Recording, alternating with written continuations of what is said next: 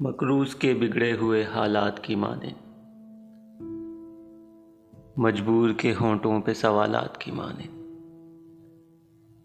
دل کا تیری چاہت میں عجب حال ہوا ہے، سیلاب سے برباد مکانات کی مانند۔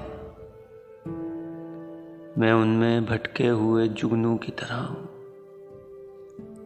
اس شخص کی آنکھیں ہیں کسی رات کی مانند۔ دل روز سجاتا ہوں میں دلہن کی طرح سے،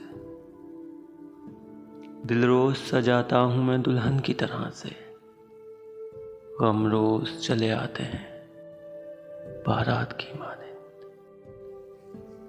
اب یہ بھی نہیں یاد کہ کیا نام تھا اس کا،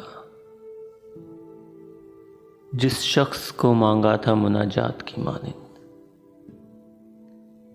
کس درجہ مقدس ہے تیرے قرب کی خواہش، معصوم سے بچے کے خیالات کی مانند۔